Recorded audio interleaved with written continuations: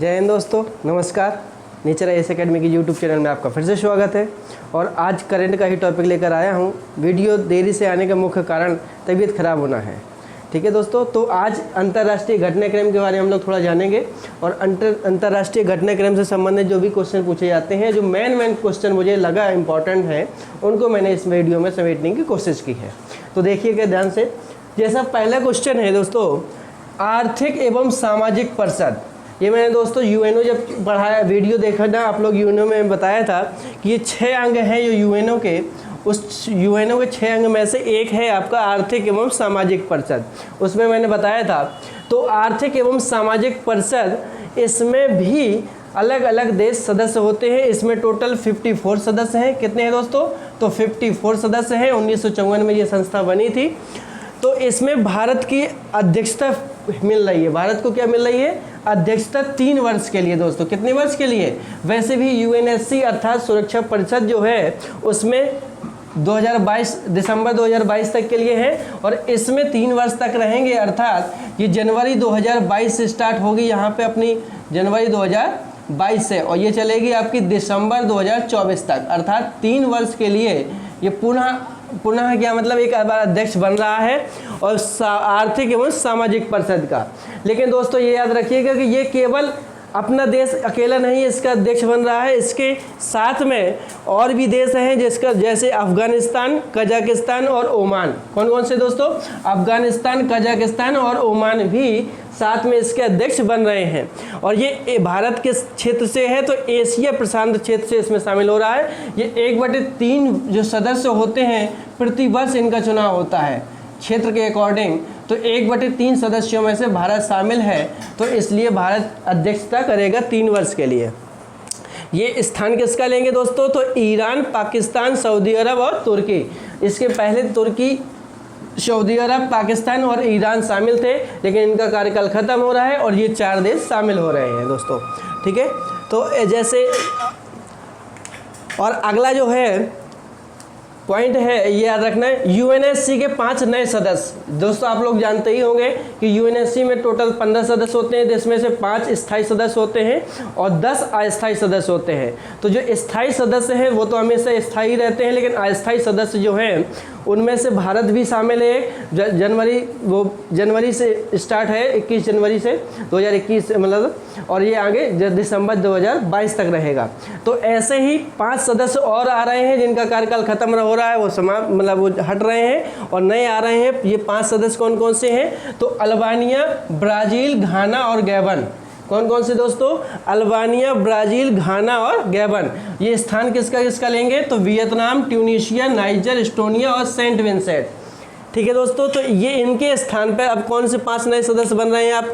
तो Albania, Brazil, घाना और Gabon, ये सदस्य बन रहे हैं। तो ये याद रखना दोस्तों, इम्पॉर्टेंट है पॉइंट। और आप लोगों को एक सलाह दूं, सलाह क्या, ये बहुत ज़रूरी है कि जो भी देश का नाम सुना करिए आप उसको मैप में या गूगल से गूगल करके देखा करिए, या मैप में ज़रूर देखा करिए कि कौन से ये किस जगह स्थित है, ताकि हमें एक बार दिमाग में बैठ जाता है तो हमेशा याद बना रहता है उसकी लोकेशन। कभी भी उस देश के बारे में जिक्र किया जाएगा तो आपको वो लोकेशन हमेशा याद आ जाएगी, जिससे आसपास के देश भी याद आ जाएंगे। जैसे मैं आप बात करूं कि सेंट विंसेंट देश किस उसमें है, तो आप तुरंत सर्च करके कमेंट बॉक्स में बताइएगा। ठीक है दोस्तों, तो ऐसे ही सबके जितने भी जो भी देश आप सुने, नया देश हो जिसके बारे में लोकेशन नहीं जानते हैं, उसको जरूर सर्च करिए, और या तो मैप देखिए या फिर गूगल से करिए, लेकिन सर्च जरूर करिएगा दोस्तों। अगला पॉइंट है आपका, जैसे एल सल्वाडोर। एल सल्वाडोर भी एक देश है, देखिए, तो इसके बारे में भी सर्च करना, ये कहाँ पड़ता है? तो एल सल्वाडोर बिटकॉइन को वैध मुद्रा बनाने वाला दुनिया का पहला देश शामिल हो गया है, अर्थात पहला देश बना है। तो क्वेश्चन पूछा जाएगा कि लीगल टेंडर मनी बिटकॉइन को बनाने वाला पहला देश दुनिया का कौन सा है? तो एल सल्वाडोर है दोस्तों। कौन सा है? El Salvador. ये बिटकॉइन को वैध मुद्रा, जैसे अपने यहाँ का रुपया एक वैध मुद्रा है अर्थात लीगल मनी है। तो लीगल मनी घोषणा किसने की है? तो एल सल्वाडोर ने बिटकॉइन को की है। बिटकॉइन एक डिजिटल मुद्रा है दोस्तों। इसके जो डिजिटल मुद्रा के बारे में चर्चा आगे किसी वीडियो में करेंगे, पूरे बिटकॉइन के बारे में पूरा एक वीडियो बना दिया जाएगा। तो इसमें अब ये मान के चलिए कि वैध मुद्रा इसको बना दिया गया है, इसलिए लेन देन या कीमत निर्धारण अब बिटकॉइन के माध्यम से भी होगा। तो US डॉलर चलेगा यहाँ पे और साथ में बिटकॉइन भी बराबर के हिसाब से चलेगा, अर्थात इसमें कीमत निर्धारण और लेन देन चलेगी। अगला पॉइंट है फर्मिना। फर्मिना क्या है दोस्तों, ऐसे ही क्वेश्चन पूछ सकता है। तो ये अंडर सी केबल है दोस्तों, क्या नाम है, अंडर सी केबल का नाम है। ये गूगल बना रहा है, कौन बना रहा है दोस्तों, तो गूगल इसको बना रहा है। ये दुनिया की सबसे लंबी केबल है और ये USA से अर्जेंटीना के बीच है, USA से अर्जेंटीना के बीच जो फर्मिना केबल है ये गूगल बना रहा है और दुनिया की सबसे लंबी केबल है। अंडर सी केबल कह सकते हैं इसको, क्योंकि अंडर सी केबल है ये। अगला जो इम्पोर्टेंट है, बहुत ही इम्पोर्टेंट, बहुत पूछा जाता है ये वाला क्वेश्चन, ठीक है। तो UNCCD का COP14, UNCCD के COP14 जैसे जैव विविधता के लिए होता है, जलवायु परिवर्तन के लिए होता है, ऐसे ही एक मरुस्थल के लिए भी होता है। तो मरुस्थलीकरण के लिए, अर्थात मरुस्थलीकरण के उन्मूलन के लिए, मरुस्थलीकरण रोकने के लिए COP14 हुआ है दोस्तों। कौन सा, कॉन्फ्रेंस ऑफ पार्टीज नंबर 14। तो कॉन्फ्रेंस ऑफ पार्टीज 14 हुआ है और UN सम्मेलन ये हुआ है ये 15 जून 2021 को हुआ है और इसकी अध्यक्षता मोदी जी ने की है दोस्तों, इसलिए इंपॉर्टेंट हो जाता है। तो इसकी अध्यक्षता वर्चुअली हुई है दोस्तों। कैसी हुई है, वर्चुअल, अर्थात वीडियो कॉन्फ्रेंस के जरिए हुई है। तो इसकी अध्यक्षता मोदी जी किए हैं और इसका आयोजन किया था वोल्कान बोजाकिर साहब ने। ये महासभा है UN की, उसके 75वें सत्र के अध्यक्ष हैं वोल्कान बोकाजेर। तो इन्होंने इसका आयोजन किया था UNCCD COP14। ये दोस्तों याद रखना है, ये COP14 किसका है, मरुस्थलीकरण वाले का है। ये कैसा हुआ है, वर्चुअली हुआ है, तो इसलिए इसमें लोकेशन नहीं होगा, ठीक है दोस्तों। अगला जो इंपॉर्टेंट है वो है ग्रीन हाइड्रोजन पहल, ये भी पूछा जा सकता है।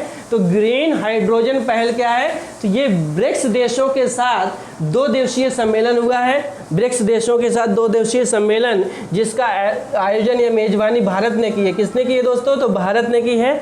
ये सम्मेलन इसलिए इंपॉर्टेंट है, पूछ लेता है इस टाइप के कि ग्रीन हाइड्रोजन पहल किन लोगों के साथ या किन देशों के साथ हुआ है, किस समय के साथ हुआ है।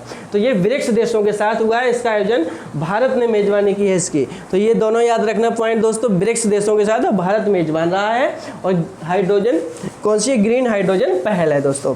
अगला है वीजा वुडसैट। क्या है, तो वीजा वुडसैट ये एक उपग्रह है, दुनिया का पहला ऐसा उपग्रह है जो लकड़ी का बना है दोस्तों। किसका बना है, लकड़ी का। बहुत इंपॉर्टेंट है, इसलिए इस टाइप के क्वेश्चन जरूर पूछे जाते हैं और PCS वगैरह में तो खास तौर से पूछ ही लेता है कि लकड़ी का बना उपग्रह कौन सा देश छोड़ रहा है, इस टाइप से, ठीक है दोस्तों। तो लकड़ी का बना उपग्रह वीजा वुडसैट है और इसको बना कौन रहा है, तो यूरोपियन स्पेस एजेंसी बना रहा है, अर्थात इसको विकसित कर रहा है। लेकिन ये है किस देश का, न्यूजीलैंड का है। 2021 के अंत तक न्यूजीलैंड इसे लॉन्च करेगा और बनवा किससे रहा है, तो ESA बना रही है, यूरोपियन स्पेस एजेंसी दोस्तों। अगला जो पॉइंट है 2.2 वार्ता, ये बहुत फेमस वार्ता है दोस्तों, इसकी याद रखना। तो 2+2 वार्ता जो है मंत्री स्तरीय सम्मेलन होता है ये, और इसमें कौन कौन से देश शामिल हो गए, अर्थात भारत के साथ 2+2 वार्ता कौन कौन करेंगे, तो आपका USA, ये मंत्रियों का है, 2 मंत्री होते हैं, ठीक है दोस्तों। तो USA, जापान, ऑस्ट्रेलिया, ये 3 देश तो करते ही थे। अब चौथा देश जो बन रहा है वो कौन सा, आपका रूस। ये दोस्तों बहुत इंपॉर्टेंट पॉइंट है कि 2+2 में जो शामिल हो गया है वो कौन हो गया है, रूस चौथा देश बन चुका है, अर्थात भारत के साथ इससे भी वार्ता होगी। और ये गैर क्वाड देश है, अर्थात क्वाड में ऑस्ट्रेलिया, जापान, USA और इंडिया शामिल है, लेकिन रूस शामिल नहीं है। तो गैर क्वाड देश भी कह सकते हैं इसको, जो 2+2 में शामिल हो रहा है। अगला इंपॉर्टेंट पॉइंट ये है कि माउंट एवरेस्ट में 5वीं बार, कितनी बार दोस्तों, सॉरी 25वीं बार चढ़ाई करने वाली, अर्थात पर्वतारोही, ऐसी पर्वतारोही जो 25वीं बार माउंट एवरेस्ट में गई हैं, चढ़ी हैं, वो कौन है, कामी रीता शेरपा। कामी रीता शेरपा, याद रखना दोस्तों, ये नेपाली पर्वतारोही है। कहाँ की है, तो नेपाल की है। तो नेपाली पर्वतारोही है कामी रीता शेरपा, ये 25वीं बार इन्होंने रिकॉर्ड बनाया है। अगला इंपॉर्टेंट 3 चाइल्ड पॉलिसी, अर्थात 3 बच्चों को अनुमति देने वाला, 3 बच्चे पैदा करने की छूट देने वाला जो देश शामिल बन गया है या मंजूरी देने वाला देश बना है, वो कौन सा है, चीन है। वहाँ पे अभी 1 चाइल्ड पॉलिसी था, फिर सेकेंड उसमें छूट दे दी गई थी, अब 3 चाइल्ड पॉलिसी की छूट दी गई दोस्तों। ठीक है, अगला इंपॉर्टेंट क्या है, वित्तीय संस्थाओं में, ये बहुत इंपॉर्टेंट है दोस्तों, वित्तीय संस्थाओं के लिए जलवायु परिवर्तन संबंधी कानून, जलवायु परिवर्तन संबंधी कानून बनाने वाला प्रथम देश।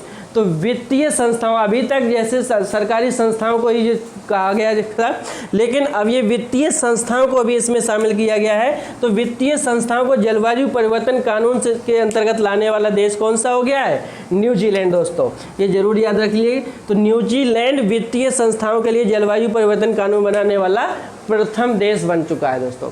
धन्यवाद दोस्तों।